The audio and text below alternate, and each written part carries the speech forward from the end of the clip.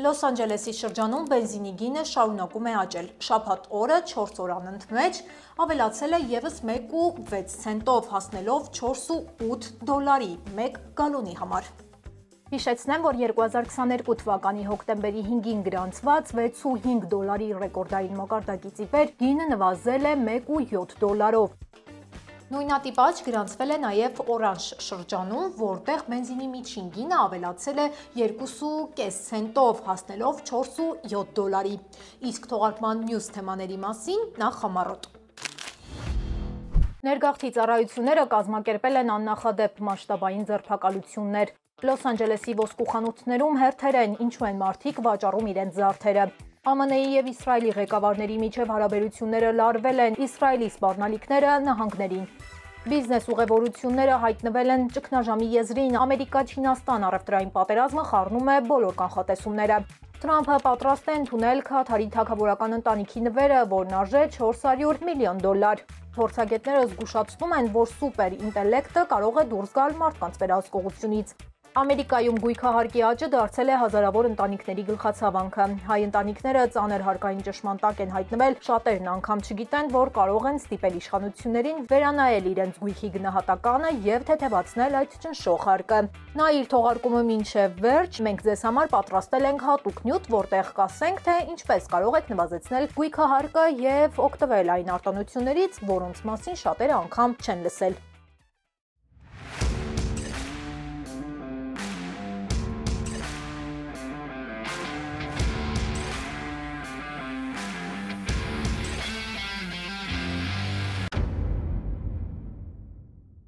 Բարև ձեզ, դուք դիտում եք Glendale Newsroom-ի հերթական թողարկումը, ես Լենա Կարապետյանն եմ, ու մեր թիմի հետ ձեզ եմ ներկայացնում Ամերիկայում կատարվող քաղաքական ու հասարակական կարևոր նորությունները, կոմենտներում գրեք, որտեղից եք հետևում մեզ։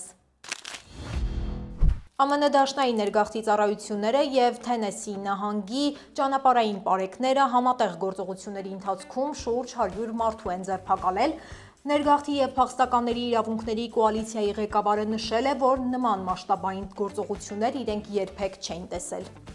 Թենեսիի ճանապարհային պարեկները հայտնել են, որ ICE հետ համատեղ անցկացված գործողության ընթացքում իրականացրել են 588 ստուգում և հայտնաբերել են մեծ քանակի թմրանյութեր ու զենքեր։ Այս գործողությունն ընդգծում է, թե որքան կարևոր դեր է խաղում նահանգային և տեղական իրավապահ մարմինները նախագահ Թրամփի լայնածավալ արտաքսումների ծրագրերում։ Օրինակ, Ֆլորիդայում նմանատիպ գործողության արդյունքում անցած շաբաթ ICE-ը կատարել է ավելի քան 1120 ձերբակալություն։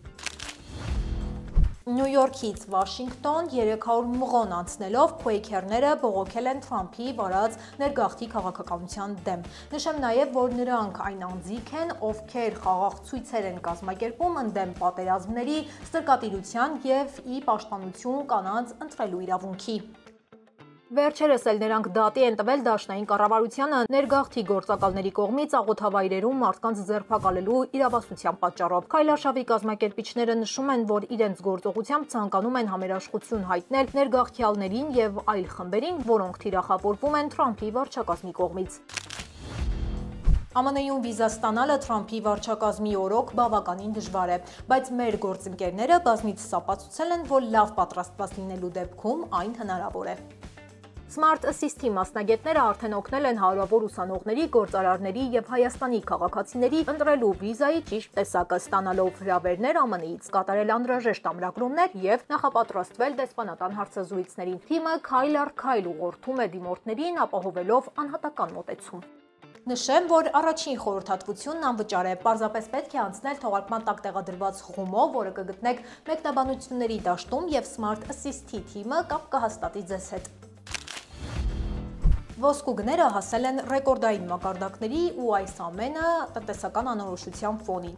Միլիոնավոր մարդիկ Լոս Անջելեսում ոսկի են գնում։ ԱՄՆ-ում ամենամեծ զարդերի կենտրոնի մոտ 500 անկախ վաճառականներ ասում են, որ երբեք այսքան հաճախորդի հոսք չեն տեսել։ Մարդիկ հերթագրվում են վաճառելու կամ հալեցնելու համար իրենց հին զարդերը, իսկ մյուսները ներդրում են անում ոսկե ձուլակտորներում, որպես կայուն ակտիվ։ Ոսկու այս աճը համընկնում է այն ժամանակահատվածի հետ, երբ նախագահ Թրամփը հայտարարում է փոխվող մաքսատուրքերի մասին, առաջացնելով ֆինանսական շուկաների տատանումներ և սպառնալով վերսկսել գնաճը։ Սան Բերնարդինոյում սկսվել է հետաքննություն այն բանից հետո, երբ մի տղամարդ մեքենայով մտել է ծաղկի վաճառակետի մեջ ու փախել։ Տեսանկարահանող սարքերը ֆիքսել են, թե ինչպես է մեքենան բախվում մայթին գտնվող ծաղկի տաղավարին, իսկ մարդիկ արագ փախչում են։ Բախման հետևանքով տաղավարի մի հատված փլվել է, իսկ վաճառքի հանված ապրանքները վնասվել են։ Դեպքը տեղի ունեցել Մայրերի օրվա նախօրեին։ Հարավային Կալիֆոռնիայում շոկ եղանակը դեռ կպահպանվի։ Մասնագետները զգուշացնում են, որ մայիսյան շոկ եղանակը կշարունակվի ու ամենաբարձր ջերմաստիճանը կդիտվի հենց Լոս Անջելեսում։ Ջերմաստիճանը կարող է հասնել 104 աստիճան Ֆարենհայթով եւ ավելի բարձրացնելով շոկի հետ կապված հիվանդությունների վտանգը։ Դրանք ներառում են ջերմային հարված, ջերմային ցավեր, ջրազրկում եւ գլխապտույտ։ Մասնագետները խորհուրդ են տալիս շատ հեղուկներ օգտագործել, մնալ զով վայրերում, խուսափել արևի ուղիղ ճառագայթներից, ուշադիր լինել հատկապես տարեց հարազատների եւ հարևանների նկատմամբ։ Ֆիզիկական ծանր աշխատանքները նախընտրելի է տեղափոխել վաղ առավոտյան կամ երեկոյան ժամերի։ Էմտրակի գլխավոր տեսչության գրասենյակից հայտնում են, որ 119 ներկա ու նախկին պաշտոնյաներ Նյու Յորքի բժշկական աշխատողների հետ միասին մասնակցել են ավելի քան 12 միլիոն դոլարի խարդախ սխեմայի ծրագրերից միջոցներ հափշտակելու համար։ Սա ամենամեծ նման հետաքննությունն է, որ երբևէ անցկացրել է գլխավոր տեսչությունը։ Կառույցը շահույթ ստացող կորպորացիա է, որն ունի ավելի քան 20,000 աշխատակից եւ գործում է ԱՄՆ-ի 46 նահանգներում, ստանալով միլիարդավոր դոլարների պետական աջակցություն։ Դաշնային դատարանում քրեական մեղադրանք է առաջադրվել 12 Armtrack-ի աշխատակցի եւ 3 առողջապահական ծառայություններ մատուցողի։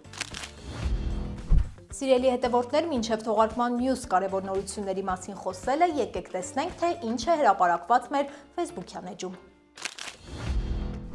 Google-ը գործարկել է նոր արհեստական բանականության համակարգ, որը կարող է կանխել ինտերնետային խաբեությունները, նախազգուշացնելով օգտատերերին կեղծ կայքերի եւ ծանոթությունների մասին։ Այս նոր գործիքը գործարկվել է անմիջապես սարքի վրա եւ արդեն հասցրել է բլոկել 100 միլիոնավոր կեղծ էջեր։ Երբ օգտատերը առանց կասկածելու սեղմում է վտանգավոր հղման վրա, համակարգը միանգամից սկանավորում է կայքը, ստուգելով, թե արդյոք այն փորձում է խաբեությամբ գումար կորզել կամ վիրուս ներբեռնել։ Եթե վտանգ է հայտնաբերում, համակարգը նախազգուշացնում է օգտատիրոջը դեռ կայքը բացելուց առաջ։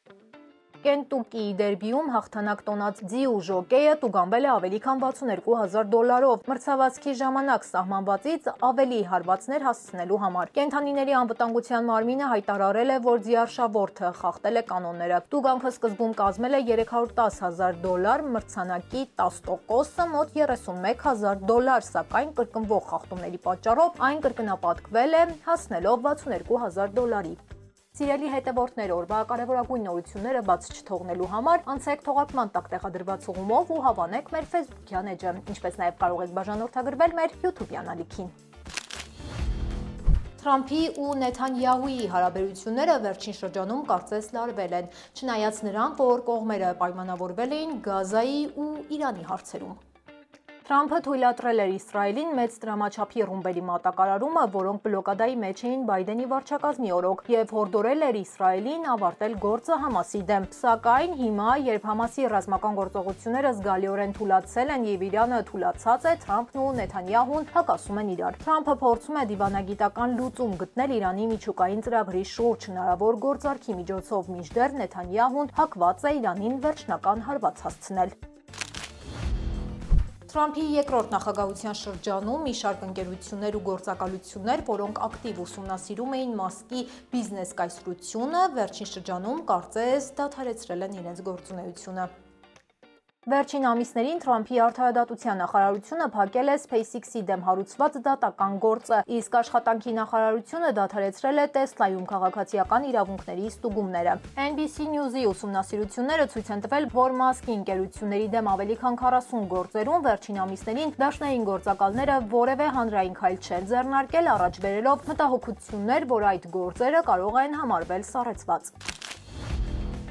Բիզնես ուղևորությունների ոլորտը, որը համավարակից ի վեր շարունակում էր պայքարել, այս տարի ևս կանխատեսում է շարունակական աճ։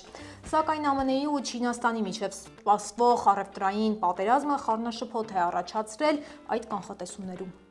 Ըստ վերջին տվյալների, այս տարի աշխարհում բիզնես ճանապարհորդությունների ծախսերը պետք է հասնեին 1.64 տրիլիոն դոլարի, բայց այժմ ավելի քան 29% կորպորատիվ ճանապարհորդությունների մենեջերներ կանխատեսում են ծախսերի անկում Թրամփի վարչակազմի աշխատուժի, կրճատումների եւ նոր մաքսային տուրքերի անորոշության պատճառով։ Մասնագետները զգուշացնում են, որ չնայած այս սպասումներին, ուղևորությունների թիվը դեռ կտրուկ չի նվազի։ Ամերիկայի ամենամարդաշատ նահանգը Կալիֆոռնիան, որտեղ ապրում է ամերիկահայերի շուրջ 45%-ը, իր տնտեսությամբ աշխարհում 4-րդն է, անցնելով Ճապոնիային։ Մեր թիմը ձեզ համար պատրաստել է մի վիճակագրություն, որտեղ կտեսնեք, թե որն է Ամերիկայի տնտեսության շարժիչ ուժը եւ ինչու է Կալիֆոռնիան համարվում տնտեսությամբ 4-րդը։ Եվ այսպես, Կալիֆոռնիայի համախառն ներքին արդյունքը, այսինքն այն ընդհանուր գումարը, որը նահանգը ստանում է մեկ տարվա ընթացքում, արտադրված բոլոր ապրանքների եւ ծառայությունների արժեքից 2024 թվականին հասել է 4.1 տրիլիոն դոլարի։ Կալիֆոռնիայի նահանգապետը նշել է, որ նահանգի տնտեսությունն աճում է նույնիսկ ավելի արագ, քան աշխարհի խոշորագույն երկրների տնտեսությունները։ 2024 թվականին Կալիֆոռնիայի տնտեսական աճը կազմել է 6%, մինչդեռ ԱՄՆ-ում այն եղել է 5.3%, Գերմանիայում 2.9%, իսկ Չինաստանում 2.6%։ Նահանգապետը նշել է, որ Կալիֆոռնիայի հաջողությունը պայմանավորված է նրանով, որ նահանգը մեծ ուշադրություն է դարձնում կրթությանը, նոր տեխնոլոգիաներին եւ շրջակա միջավայրի պահպանմանը։ Կալիֆոռնիայի տնտեսության հիմնական շարժիչ ուժերն են ՏՏ ոլորտը, արտադրությունը, գյուղատնտեսությունն ու բարձր տեխնոլոգիաները։ Նահանգում գործում է 36,000 արտադրական ընկերություն, որտեղ աշխատում է 1.1 միլիոն մարդ։ Բացի այդ, Կալիֆոռնիան ԱՄՆ-ում գյուղատնտեսության առաջատարն է, արտադրելով մեծ քանակությամբ մթերք ամբողջ երկրի համար։ 2024 թվականին Կալիֆոռնիան ունեցել է 675 միլիարդ դոլարի արտաքին առևտուր, ինչը վկայում է նահանգի միջազգային տնտեսական նշանակության մասին։ Նրա հիմնական առևտրային գործընկերներն են Մեքսիկան, Կանադան ու Չինաստանը։ Ներմուծման մոտ 40%-ը եղել է հենց այս 3 երկրներից, ինչը Կալիֆոռնիան դարձնում է ԱՄՆ-ում առևտրային խոշորագույն կենտրոններից մեկը։ Սակայն այս տնտեսական հաջողությունը այժմ գտնվում է վտանգի տակ Թրամփի վարած մաքսային քաղաքականության պատճառով։ Նշեմ նաև, որ նահանգը դատի է տվել Թրամփին, պահանջելով, որ դադարեցնի այս առևտրային պատերազմը, քանի որ այս ամենը վտանգում է նախ եւ առաջ նահանգի տնտեսությունը։ Եվ իհարկե, վտանգի մեջ են հայտնվում նաև ամերիկահայերը։ Թրամփը հայտարարել է, որ պատրաստ է ընդունել Քաթարի թագավորական ընտանիքի կողմից ԱՄՆ նախագահին որպես նվեր առաջարկվող շքեղ ինքնաթիռը, ինչը մեծ քննադատության ալիք է բարձրացրել։ Քաթարի իշխանությունները հաստատել են, որ քննարկումներ են եղել ԱՄՆ-ի հետ Թրամփի նախագահական ինքնաթիռը ժամանակավոր փոխարինելու համար Boeing-ի նոր տեսակի ինքնաթիռով, որը գնահատվում է մոտ 400 միլիոն դոլար, սակայն Քաթարի հայտարարության մեջ նշվել է, որ դա չի համարվում նվեր։ Կրիպտոարժույթների արդյունաբերությունը, որը այս օրերին Ամերիկայում վայելում է իր վերելքը, Թրամփի վարչակազմի կողմից գրեց առաջին լուրջ հարվածը։ Այս շաբաթ Սենատի դեմոկրատները արգելափակեցին օրինագիծը, որը պետք է կարգավորեր կրիպտոարժույթների շուկան։ Թեև օրինագիծը դեռ որոշ շանսեր ունի առաջ շարժվելու, բայց ոլորտի քաղաքական լոբբինգը կանգնել է կուսակցական լարվածության պատճառով, ինչը խոչընդոտում է արդյունաբերության ներդրումներն ու զարգացումը։ Արհեստական բանականության փորձագետները եզրակացնում են, որ բարձր զարգացած թվային ինտելեկտի մարդկային վերահսկողությունից դուրս գալու հավանականությունը կազմում է 90%։ Մասնագետները կոչ են անում ընկերություններին գնահատել ռիսկի գնահատման այն մեթոդները, որոնք 1945 թվականին կիրառել էր ամերիկացի ֆիզիկոսներ առաջին միջուկային փորձարկումից առաջ։ Ընկերությունները պետք է հստակ հաշվարկեն, թե որքան է հավանականությունը, որ արհեստական սուպերինտելեկտը կարող է դուրս գալ վերահսկողությունից։ Հաշվարկները պետք է լինեն ճշգրիտ ու բաց, առանց հիմնվելու միայն ընկերությունների ենթադրությունների վրա։ ԱՄՆ-ում անշարժ գույքի հարկերը գնալով աճում են ու այդ ամենը մեծ վնաս է հասցնում տան սեփականատերերին։ Վերջին 5 տարիների ընթացքում գույքահարկը բարձրացել է 30%, որոշ նահանգներում նույնիսկ ավելի։ Հարկային ճնշումը զգալիորեն ազդում է նաև ԱՄՆ-ում բնակվող հայերի վրա։ Նյու Յորքում, Նյու Ջերսիում ու Կալիֆոռնիայում, որտեղ մեծ թվով հայեր են ապրում, գույքահարկը նախկինում էլ բարձր էր։ Իսկ այս բարձրացումից հետո շատ ընտանիքների համար դարձել է լուրջ ֆինանսական բեռ։ Սա կապված է տան արժեքի աճի, բնական աղետներից հետո ծախսերի ավելացման եւ տեղական հարկային դրույքաչափերի փոփոխության հետ։ Օրինակ, Կալիֆոռնիայում, որտեղ ապրում է ամերիկահայերի գրեթե կեսը, գույքահարկը եւս բարձրացել է, հասնելով տարեկան $4500։ Նշեմ նաեւ, որ ներգաղթյալներն ու այն մարդիկ, ովքեր ապրում են բազմաբնակարան, ինչպես նաեւ նորակառույց վայրերում, որտեղ տների գները բարձր են, դրա հետ մեկտեղ բարձր է նաեւ գույքահարկը։